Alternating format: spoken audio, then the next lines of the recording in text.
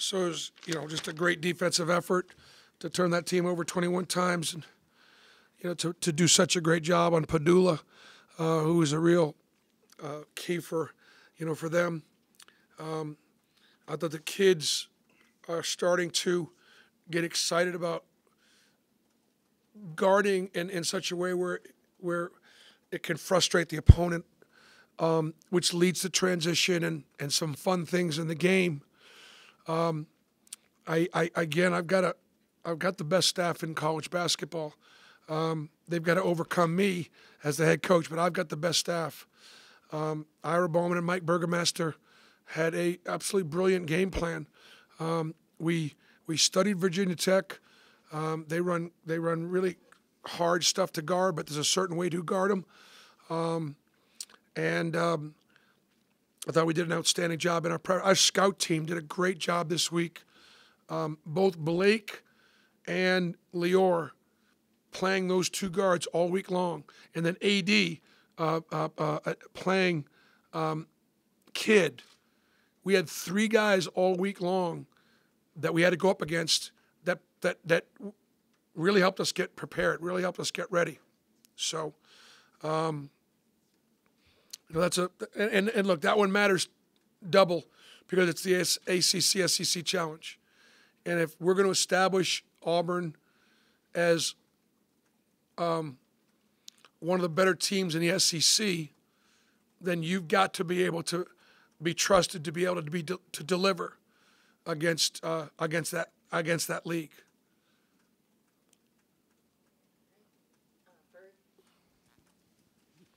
Bruce, you mentioned it just a second ago, but even on a night when y'all weren't shooting well, you force all those turnovers, you get easy baskets on the other end. You had 30-something points and points off turnovers. Just how key was that for y'all tonight specifically? That team doesn't turn the ball over. They turn over 8 times a game. And we were able to, again, the way the kids bought in and how hard they worked, that fits in with our depth. Just made it difficult offensively. I thought we got great rim protection. I thought Janai tonight not only did he like score and rebound, but he played great defense. He kept the ball to the post. When the ball went in there, he defended physically without fouling, and he protected the rim. He played like a first-team all-conference player tonight. Now I've been on him pretty good, I think he went home and had some turkey, talked to his family, and said, "Look, if I'm gonna, if I'm gonna be able to, if I'm the best player on the floor, I gotta act like it, I gotta play well, like it, I gotta prepare like it." And he obviously did. Now you could do that sometimes and not get rewarded, but he got rewarded tonight, and he was the best player on the floor. Bruce, we talked to you this week about Chad and kind of his impact in the game off the bench for you guys. What can you say about that? Even after his injury, he was out for a little bit. Yeah, we can't afford to lose him. We're really good when he's on the floor because he knows how to play. Again, he has stuff you can't teach. So then my job is to utilize him in a lot of different ways. So we're putting the ball in his hands in many ways to make plays because he can obviously score, but he also can pass. And so tonight he has 3 assists, no turnovers, 2 steals. He's kind of a stat sheet stuffer. I'm on him pretty good, but I have high expectation for him. And I love that he's got some joy, that he's having some. The kids are, in spite of me, they're still enjoying themselves.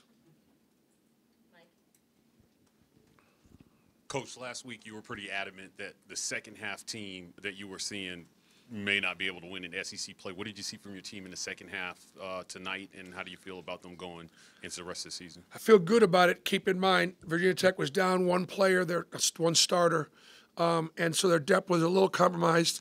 And they've been on the road pretty much. I don't know if they stayed on the road or they went back to Blacksburg to just do their laundry, but I mean they played Thursday, Friday, Sunday in Orlando.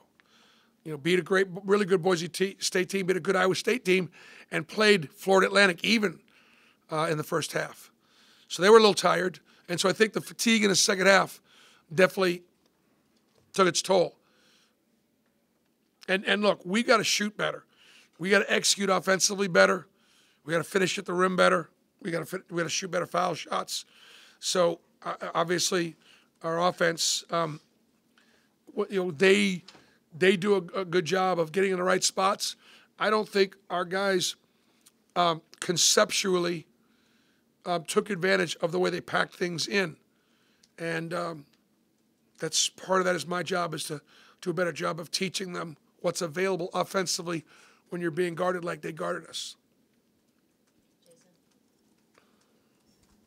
Bruce, around an 8:20 tip Wednesday night in November, and you walk out and it's packed and the crowd's in there. I mean, first, you're smart. It has to be a lot of fun, but how valuable is that to know that's out there every time? Well, it's December, or no, it's November, almost December, and it's college basketball, and our place is full. It's sold out.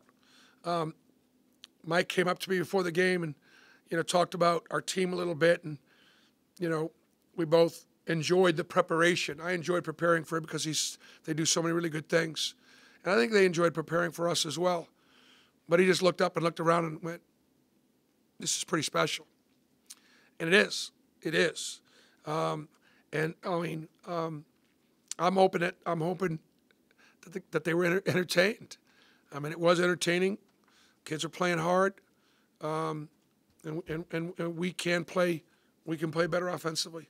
We're going to take 3 more, Matt. To hold a team like that to 27% shooting, 57 points for the game, you focus so much defensively. How did you see that kind of come to fruition tonight? There are certain things that we do defensively. And I will say this too, Matt. A lot of times it is about matchups, and I can't emphasize that enough to you as writers who don't teach the game. You report in the game. Matchups matters, and there are some things that some people do that we really guard very well, and there are some other things that people do that we don't guard very well.